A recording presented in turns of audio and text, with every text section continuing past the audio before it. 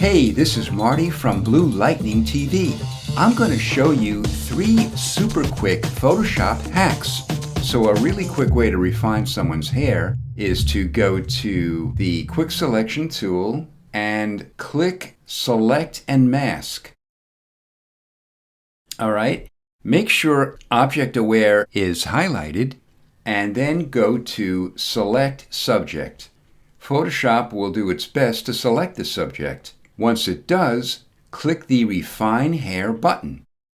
You can check Decontaminate Colors to prevent color fringing of the background into the hair, and you can make the amount anywhere from 50% to 100%. Output it to a new layer with Layer Mask, and click OK. So to see what it looks like with black behind it, I'm going to press and hold Control or Command and the new layer icon to make a new layer below the active layer. I'll press Alt or Option plus Delete to fill the empty layer with my foreground color, which is black. And there you go. You could put any color behind it, but the reason I chose black is because it's the exact opposite of the white background. That's a really quick way to do it.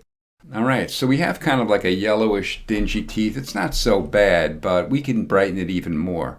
To do that, open your lasso tool or your polygonal lasso tool, it doesn't really matter, and draw around the teeth. You could just do it roughly. Click the adjustment layer icon and click Hue Saturation.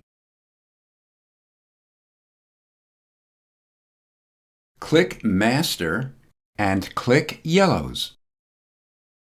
Drag the saturation all the way to the left to desaturate the yellow of the teeth, and drag it to the right gradually to achieve a naturalistic color. Drag the lightness all the way to the right, and feel free to finesse that as well, depending on the characteristics of the teeth you're whitening and brightening. Here's the before and here's the after. Super quick way. The last one will be how to add a sharp border or stroke around your text. To do that, once you have your text on your document, right-click on the layer and click Convert to Shape.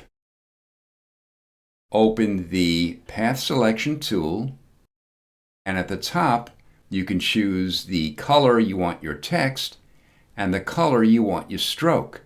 Now in this case, I'll keep the text black. And for the stroke, this by the way is no stroke, this is the no stroke symbol, I'll click red. Alright? Now before we choose the width for the stroke, click this icon, and I'm going to make my stroke a solid line. However, we can also make our stroke into dashes or dots. Open the Align list and click the bottom one, which instructs the stroke to be aligned to the outside edge of our text. Open the Caps list and click the bottom icon, which makes the edges of the stroke squared off along the outside edge of our text. Open the Corners list and click the top icon, which makes the corners of the stroke 90 degrees. Now we can adjust the depth of our stroke. Notice it stays razor sharp no matter how thick we make it. To hide the path, press Ctrl or Command H. There you go. This is Marty from Blue Lightning TV. Thanks for watching.